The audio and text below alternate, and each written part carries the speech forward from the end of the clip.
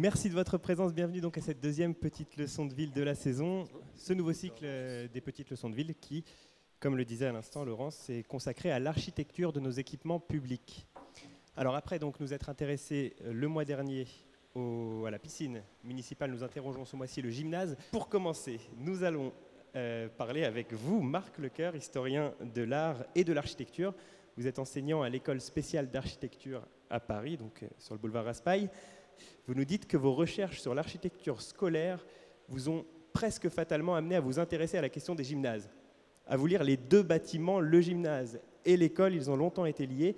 Le gymnase, on parle aujourd'hui du gymnase municipal, mais on va voir avec vous qu'il n'a pas toujours été municipal. Il faut remonter au début du 19e siècle pour retrouver les origines de l'équipement. Et je crois que vous voulez commencer par nous parler d'un personnage en particulier qui est à l'origine du phénomène. Merci à vous et merci au CAUE pour leur invitation à venir m'entretenir avec vous ce soir. Oui, un mot d'abord sur cet intérêt que j'ai eu pour les gymnases et les gymnases scolaires en particulier. C'était venu d'une interrogation, naturellement en m'intéressant aux bâtiments scolaires, une interrogation sur le lien qui peut exister entre certains enseignements et certains équipements ou certains locaux. L'architecture scolaire arrive dans une phase de maturité au 19e siècle, et plus on avance dans le siècle, plus les locaux se spécialisent. Les salles de classe, en particulier au début du siècle, sont des salles qui valent pour tous les enseignements, puis on va voir au fur et à mesure du siècle des espaces qui vont se distinguer pour l'enseignement de l'histoire et de la géographie, l'enseignement des sciences, etc., l'enseignement du dessin. Et puis naturellement l'enseignement de la gymnastique. Donc cette question m'était venue de savoir finalement quelle était l'origine de cet équipement dont vous dites qu'il est très lié à l'architecture scolaire. Oui et non, ou du moins il l'est aujourd'hui, mais il ne l'a pas toujours été. Et c'était d'abord une première surprise que de voir que les choses se sont faites de manière très lente. En vérité, cette plongée que j'ai faite dans la genèse des gymnases, à la fois des gymnases scolaires et des gymnases tout court, comme équipement, m'a éclairé sur plusieurs points qui m'ont beaucoup intéressé. Et c'est pour ça que j'avais intitulé ma communication, je ne sais plus très bien quel était le titre exact que j'ai donné, les grandes leçons de petits équipements, je crois. Voilà, vous me prenez de cours, mais j'ai ça sous les yeux. Je crois que c'est ça, de mémoire. Restons là-dessus. Ça veut dire quoi? Ça veut dire que les gymnases ne sont pas assurément, n'ont pas produit, en tout cas au 19e siècle, pour la période qui m'intéresse, de bâtiments extrêmement spectaculaires. Il n'y a pas eu de grandes œuvres élevées pour la gymnastique, comme il y en a pu avoir pour d'autres programmes. C'est plutôt un équipement relativement ordinaire, relativement discret, même dans la ville, comme on le verra tout à l'heure. Mais néanmoins, cette histoire de la genèse de ces gymnases municipaux ou gymnases scolaires révèle un certain nombre de choses tout à fait importantes pour l'histoire de l'architecture en général. L'autre leçon qui m'avait beaucoup intéressé, c'était l'autre chose du moins dont j'ai pris conscience, c'est à quel point les choses se sont faites tardivement en France, à quel point la gymnastique arrive très tard en France. D'une part, et puis elle va se développer également d'une manière extrêmement lente. Alors tout ça se fait de manière très poussive tout au long du siècle, du 19e siècle. On n'a pas un jour décrété que la gymnastique était indispensable et qu'on allait équiper tous les établissements scolaires et tous les quartiers des grandes villes et de Paris en particulier. Loin s'en faut.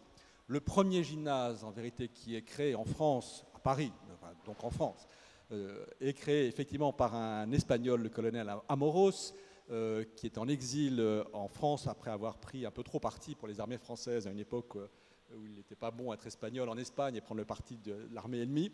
Donc il va partir en exil en France et obtenir la nationalité française. Et Amoros fonde le premier gymnase il y a exactement 200 ans, puisque ce gymnase ouvre en 1817. Vous voyez, donc finalement on est assez bon dans le timing. On célèbre presque à notre insu un anniversaire. Cette initiative intéresse le gouvernement, ça l'interroge, et le gouvernement va accepter de financer un second essai, donc avec financement public, dans une institution privée toujours, qui est dans le quartier latin, qui est assez convaincante, de sorte qu'on va autoriser Amoros à fonder ce qu'on appelle dans un premier temps le gymnase normal militaire, auquel on va adjoindre un second gymnase, le gymnase normal civil. Ces deux grands gymnases, destinés donc aux civils et aux militaires, on accordera à Moros un terrain place duplex, c'est-à-dire très excentré. Hein, on est vraiment dans un quartier qui est très très loin du centre de Paris. On est en 1819. C'est vous dire que la place duplex, on est au-delà des Invalides et vraiment très très à l'écart. La première fois qu'on crée un gymnase dans un lycée français, c'est au lycée Louis-le-Grand, c'est en 1829. Les gymnases vont se développer également du côté des militaires. Alors j'ai oublié 1819, la création du premier gymnase militaire dans une caserne de sapeurs-pompiers qui existe toujours, la caserne, pas le gymnase, qui est la caserne de sapeurs-pompiers de la rue de Sévigné, dans le Marais. Donc 1819 dans une caserne de sapeurs-pompiers, 1829 premier gymnase dans un lycée, 1852 premier gymnase dans un hôpital pour enfants, enfin l'hôpital des enfants malades à Paris. L'année suivante c'était l'hôpital de la Salpêtrière. Donc on voit bien que dans ces trois premières exceptions, le gymnase est d'abord à vertu thérapeutique et pour les enfants plus que pour les adultes, à destination des militaires et à destination des collégiens. Ça c'est vraiment les premiers publics. Et puis vous me direz, alors puisque c'est le sujet du jour, les gymnases municipaux, quand arrivent-ils? Eh bien, beaucoup plus tard, puisque le premier gymnase municipal véritablement a été inauguré le 12 février 1885, vous voyez, presque 70 ans après la création du premier gymnase d'Amoros à Paris. C'est le gymnase qu'on appelle à l'époque le gymnase Voltaire et qui s'appelle aujourd'hui le gymnase Japy, bien connu des Parisiens. Le préfet de la Seine, le préfet Poubelle, inaugurant ce gymnase, le qualifie de premier gymnase populaire de Paris. Et dans son discours d'inauguration, précise: j'ai l'honneur d'inaugurer aujourd'hui le premier établissement consacré exclusivement au développement des forces physiques des enfants de la ville de Paris, donc toujours à destination des enfants. C'est par le gymnase Voltaire que commence la réalisation d'un programme plus étendu, voté par le conseil municipal de Paris et poursuivi par l'administration préfectorale de la Seine. Successivement, d'autres groupes importants d'arrondissements seront dotés de semblables gymnases, précise le préfet Poubelle. Pour information, le gymnase Japy, donc dans le 11e arrondissement, suivront d'autres gymnases dans le 14e, dans le 15e ou dans le 19e arrondissement. C'est-à-dire si les gymnases ne sont pas établis dans des arrondissements très très bourgeois. Hein, on est encore dans des arrondissements tout à fait populaires. Un premier gymnase, une première façade de gymnase intéressante qui était un gymnase donc précisément de ce qu'on appelait un gymnasiarque à l'époque, Amoros, qui donc a fondé son gymnase normal civil et militaire de la place Duplex, qui va se révéler être un échec parce que personne ne va suivre. Il en éprouvera beaucoup d'amertume. Il va ouvrir un gymnase privé en 1836, dont on voit ici la façade rue Jean Goujon, une façade tout à fait édifiante, couverte d'inscriptions et de bas-reliefs, qui est à la fois une façade publicitaire et une façade comment peut-on dire, publicitaire et programmatique en quelque sorte, hein, une façade qui annonce de quoi il est question à l'arrière. Ce type de façade, évidemment, restera tout à fait exceptionnel. On n'aura plus du tout ce type de façade à l'avenir, mais je vous le montre pour vous montrer, enfin, c'est assez amusant, un peu ce qu'auraient pu être les gymnases si on avait eu une vocation, on avait eu des ambitions artistiques, en tout cas, à leur sujet. Amoros meurt en 1848, très amer parce que c'était un homme qui était manifestement un homme très caractériel. C'est ce qu'on comprend en tout cas en lisant tous les textes qui parlent de lui. Et sans doute par ce côté très caractériel, il a beaucoup agacé ses interlocuteurs, et en particulier les administrations de la ville et de l'État, de sorte qu'il a eu ce grand succès de convaincre les autorités de l'importance de développer la gymnastique, aussi bien pour les militaires que pour les collégiens. Mais ce n'est pas à lui qu'on va s'adresser quand les choses vont vraiment se faire, ce sera des élèves d'Amoros. Et Amoros va évidemment très mal le prendre, que ce soit ses élèves et sa méthode auxquels on fait appel, et pas à lui-même, et il va voir passer le développement de la gymnastique sans être invité lui-même à le faire. Il mourra en 1848, donc très amer, et la tombe d'Amoros qu'on peut voir encore aujourd'hui au cimetière du Montparnasse, la voici, la tombe d'Amoros qui est très étrange, un peu à l'image du personnage. Sur cette tombe, il y a cette grande stèle verticale où l'on peut lire les mots qu'Amoros avait lui-même écrits dans son testament et que je vous lis parce que ça donne un petit peu l'état d'esprit de ce brave homme. Fondateur de la gymnastique en France, mort avec le regret de ne pas avoir fait assez pour elle à cause des obstacles qu'on lui a toujours opposés. C'est assez amer. Néanmoins, la postérité lui rendra justice, puisque Amoros, de manière tout à fait maintenant reconnue, passe vraiment pour être le fondateur de la gymnastique en France. Qu'est-ce que c'est d'abord qu'un gymnase quand on l'importe, donc quand on l'installe pour la première fois dans des équipements, dans des établissements scolaires? Voilà ce que c'est qu'un gymnase. On est ici en 1835. C'est un gymnase qui est soit au lycée Louis-le-Grand, soit au lycée Henri IV. Ce sont les deux seuls lycées qui, à l'époque, disposaient de gymnases en leur sein. Un gymnase, c'est d'abord un équipement. Ce n'est pas du tout un local. C'est d'abord un équipement tel que Amoros l'a défini, c'est-à-dire un portique auquel sont suspendus des agrès. Tout ça, c'est la gymnastique telle que Amoros l'a définie, développée. Et puis d'autres instruments installés à proximité, des barres parallèles, etc., etc. Enfin, des choses qui nous sont très familières, parce que finalement, la gymnastique se pratique toujours, grosso modo, telle qu'on l'a pratiquée il y a 200 ans. Donc la gymnase, c'est d'abord une question d'équipement. Très lentement, le ministère de l'Instruction publique comprend qu'effectivement, il est important de développer la gymnastique scolaire, mens sana in corpore sano, un corps sain dans un esprit sain, ou un esprit sain, pardon, dans un corps sain, dans l'autre sens. Donc, la gymnastique va faire des progrès très lents, mais quand même, dans les lycées parisiens et les lycées français, jusqu'au moment, au mi-temps du siècle, où un ministre, Hippolyte Fortoul, comprend que si on veut développer véritablement la gymnastique toute l'année, y compris lors des mois de mai extrêmement pluvieux qu'on connaît à Paris, certaines années, pour ça, il faut avoir un toit. Parce qu'on ne peut pas assujettir la leçon de gymnastique au climat favorable. Si on veut que la gymnastique soit donnée également sous la pluie ou quand il neige ou quand il fait trop froid, il faut disposer d'un local fermé. Donc Hippolyte Fortoul va imposer la gymnastique dans l'enseignement secondaire en imposant aux proviseurs la construction d'un local fermé. Et c'est là qu'on va voir apparaître les gymnases couverts qui, plus tard, deviendront des gymnases tout court. Vous voyez qu'il y a un glissement du terme. Le gymnase, d'abord, c'est un équipement qu'on va abriter dans un local qu'on va appeler un gymnase couvert pour le distinguer des gymnases découverts, qui sont dans les cours de récréation, dans les jardins. Et ce gymnase couvert, par glissement, deviendra, in fine, un gymnase tout court. Maintenant, un gymnase, c'est forcément un espace couvert. Hippolyte Fortoul a cette intuition que ce local peut intéresser les lycées parce qu'il peut se prêter à d'autres usages que celui de la gymnastique. En l'occurrence, la grande cérémonie qui rassemble tous les enfants d'un même établissement et leurs familles, qui a lieu à la fin de l'année scolaire, naturellement, c'est la cérémonie de distribution des prix. Alors, les lycées ne disposant pas encore à l'époque de grandes salles pour accueillir ces cérémonies, on construisait traditionnellement des tentes, enfin on élevait des tentes, donc des provisoires, dans les cours de récréation pour y installer les estrades et les chaises. Et Fortoul arrive à convaincre les proviseurs qu'un gymnase fermé donc, pourra se prêter aussi à cet usage-là. Donc on fera l'économie de cette dépense annuelle de location de tentes. C'est très intéressant parce que ça fait apparaître, dès le milieu du siècle, la notion de polyvalence. On n'a pas encore envisagé dans l'architecture scolaire de locaux qui puissent être polyvalents, c'est-à-dire d'une salle qui puisse se prêter à plusieurs usages en étant équipée pour différents usages selon les moments de l'année. Le modèle qui est adopté est un modèle qui existe dans un hôpital. Le voici, c'est le modèle de gymnase qu'a conçu un autre gymnasiarque, je reprends le terme de l'époque, qui s'appelait Napoléon l'Aîné.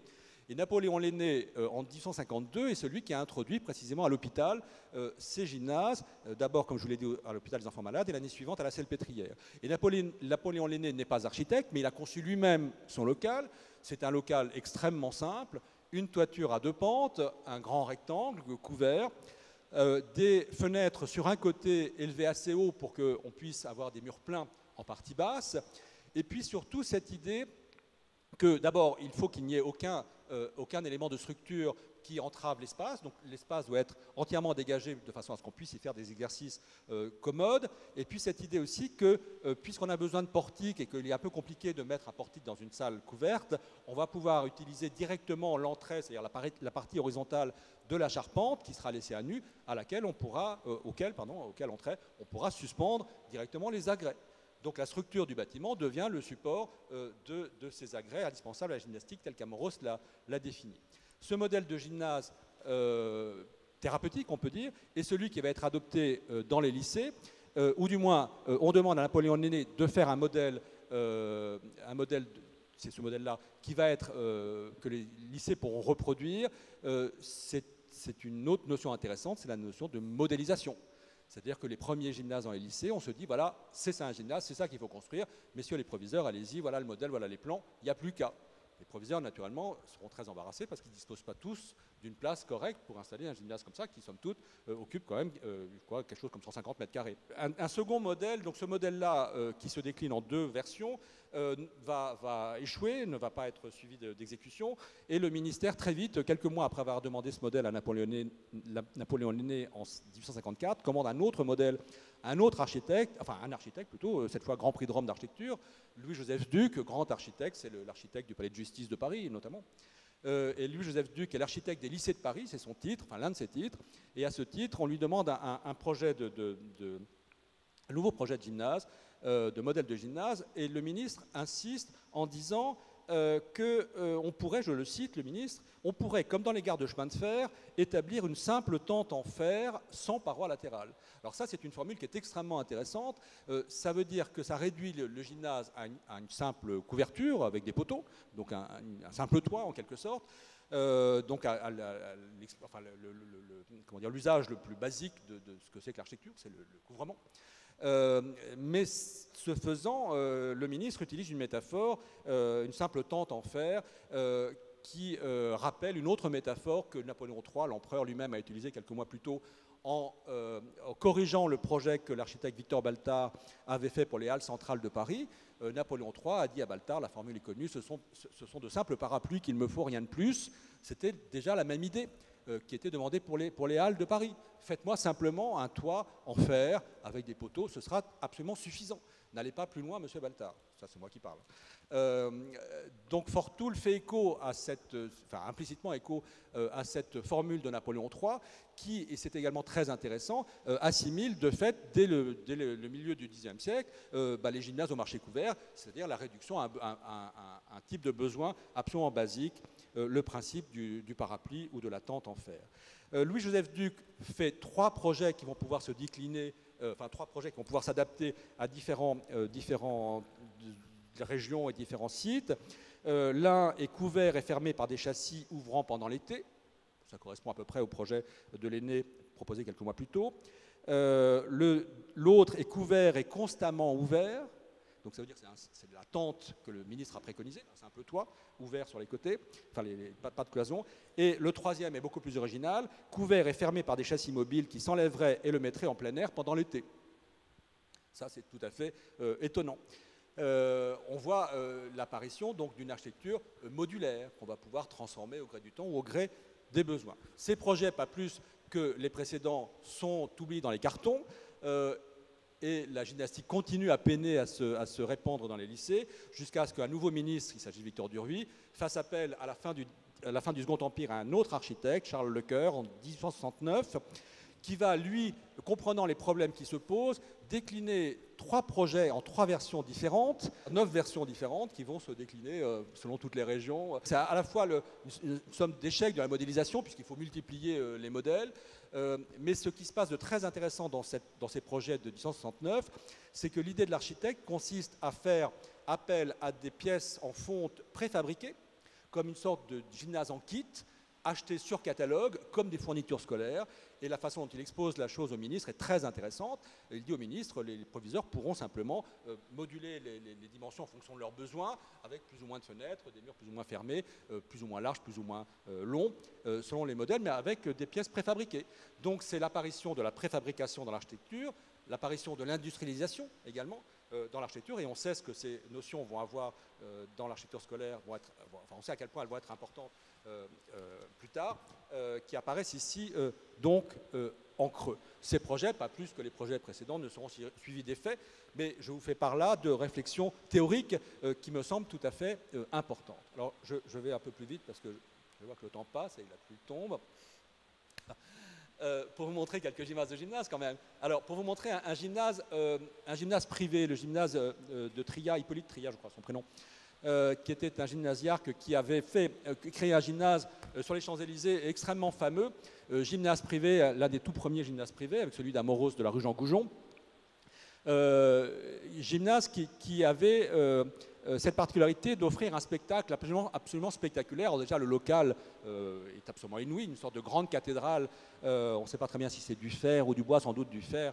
Mais avec surtout cette forêt d'échelles de cordes lancées dans le vide. Et puis surtout, c'est très intéressant, cette idée d'avoir des tribunes et des galeries qui font le tour du grand vide central, donc un vide complètement dégagé, qui vont permettre au public de venir assister à des représentations, en quelque sorte, de personnes s'exerçant à la gymnastique sous la forme de mouvements d'ensemble. Il y a quelque chose de très spectaculaire au sens strict. Hippolyte Trillat organise, fait de la gymnastique un spectacle auquel on peut assister tout à fait gracieusement. Donc c'est une façon tout à fait différente également d'envisager la gymnastique, mais qui va avoir un certain écho aujourd'hui, et je pense qu'on pourra en reparler tout à l'heure. Une autre image d'un gymnase, on revient du côté des lycées. Le gymnase, alors on sort de Paris, pardon pour cette excursion en dehors du périphérique. Le lycée du Prince Impérial, qui était quand même construit comme l'annexe du lycée Louis le Grand, l'honneur est sauf. On est à Vanves, c'est l'actuel lycée Michelet. Et en 1867-1868, l'architecte Louis-Joseph Duc, le même dont il a été question tout à l'heure, qui a fait les projets théoriques, réalise ce magnifique gymnase du lycée du Prince Impérial. Immense gymnase avec un quadruple portique au centre. Cette image est très intéressante parce qu'elle témoigne tout à fait explicitement de ce caractère polyvalent de l'espace. On a au centre une immense cuve de sciure, de bois, avec les agrès qui sont au-dessus. À la périphérie, de manière permanente, des gradins et une tribune, au fond sur la droite, où vont pouvoir venir s'asseoir les familles et l'administration du lycée lors des remises de prix. Il suffira simplement de couvrir la cuve d'un parquet flottant, puis on mettra les chaises et rouler jeunesse. On peut organiser les grandes cérémonies dans cet immense local. C'est tout à fait intéressant. On retrouve la même idée du local polyvalent dans un autre lycée de la banlieue, mais qui était destiné aux petits Parisiens, le lycée Lacanal, célèbre, qui est mis en service en 1885. Voilà le gymnase, il existe encore comme ça aujourd'hui, c'est une magnifique nef qui associe le fer à la maçonnerie, qui est très ouvert sur la cour et fermé à droite du côté de la rue. Très belle nef. Le problème, manifestement, c'est que son architecte, Anatole de Baudot, n'a pas prévu d'endroit pour suspendre les agrès. On peut difficilement les suspendre aux grandes fermes métalliques, de sorte qu'une vingtaine d'années après la construction du gymnase en 1885, donc au début du XXe siècle, Baudot construit cet extraordinaire portique en béton armé, comme celui du lycée Michelet, un portique à 4 côtés, qui permet d'avoir beaucoup d'élèves qui s'exercent en même temps, mais qui a surtout ce mérite d'être un portique qui ne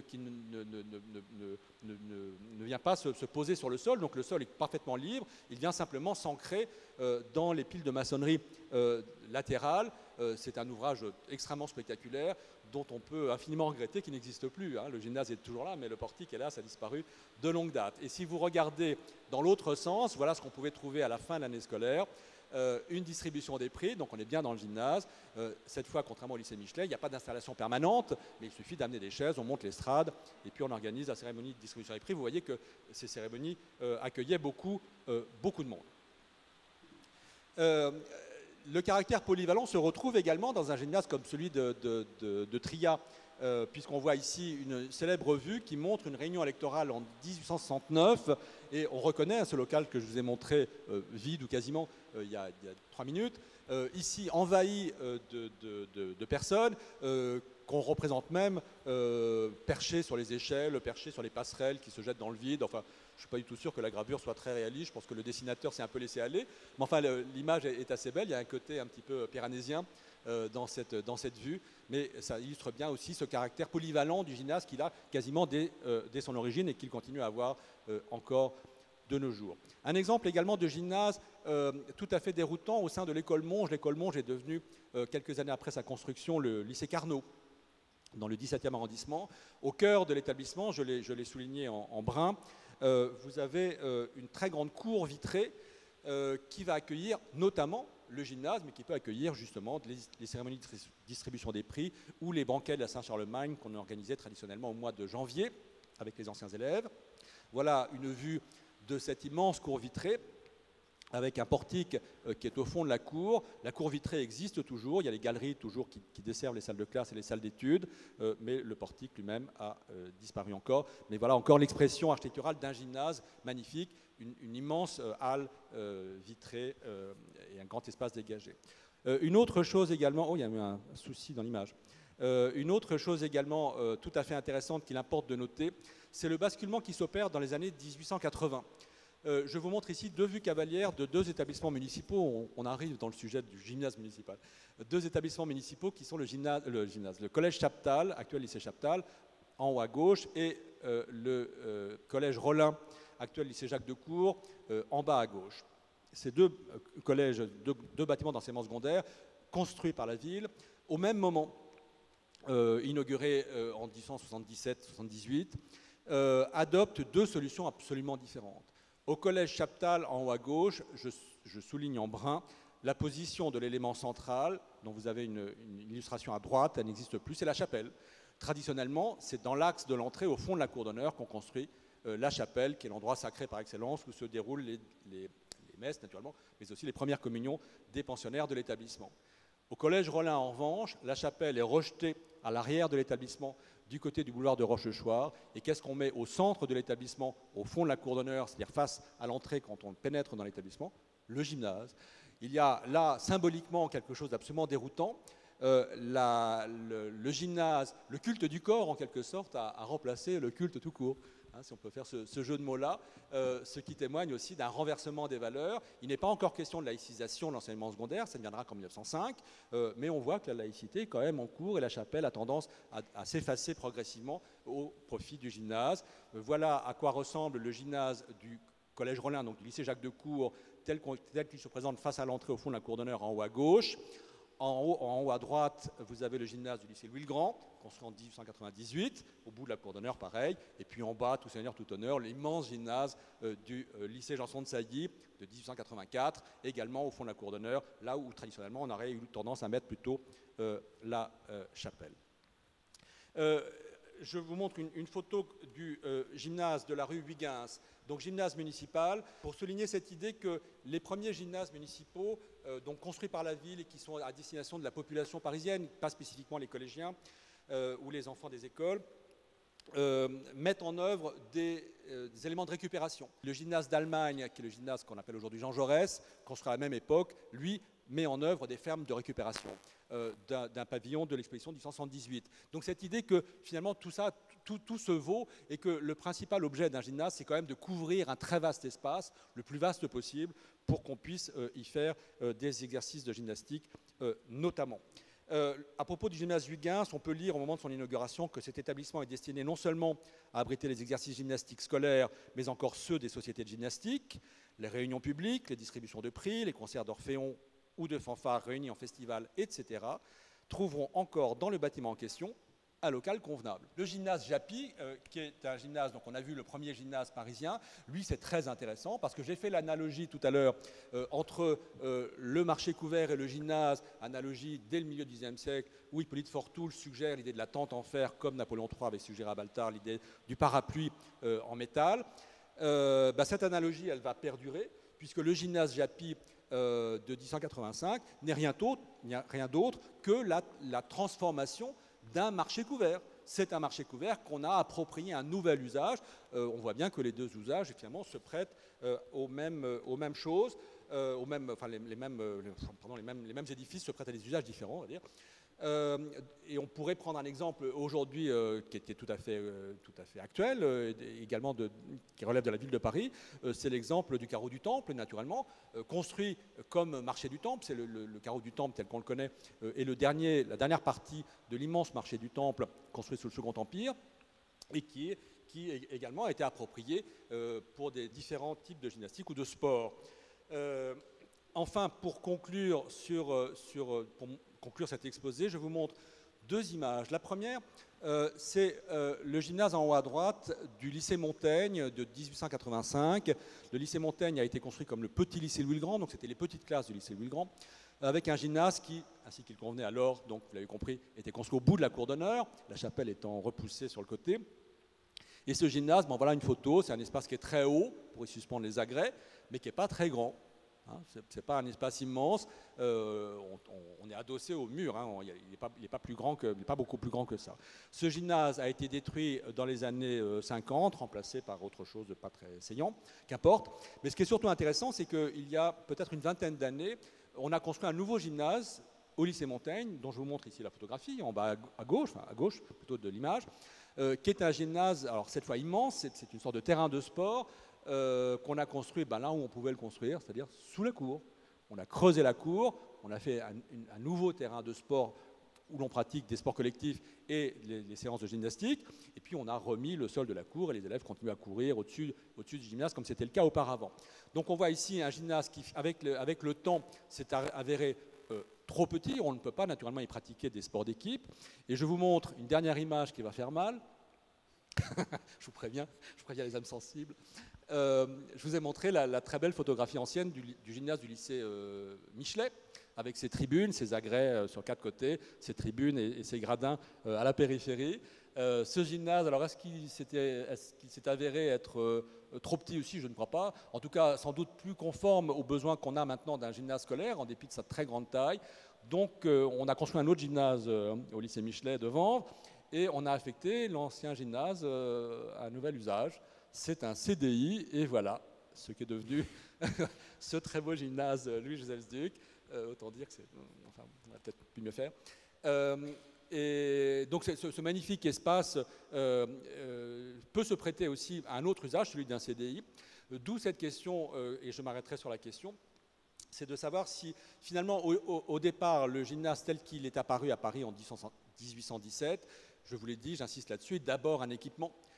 Et je me demande si effectivement le gymnase ne demeure pas d'abord un équipement, en tout cas pendant très longtemps, moins aujourd'hui, plutôt qu'une architecture. Pendant très longtemps, il n'y a pas d'architecture spécifique pour un gymnase. Il suffit d'avoir un grand espace. Après tout, ici, le pavillon de l'Arsenal aurait pu très bien se prêter aussi à des séances de gymnastique. Vous voyez qu'on n'est pas très loin en termes de typologie de quelques-unes des images qu'on vient de voir.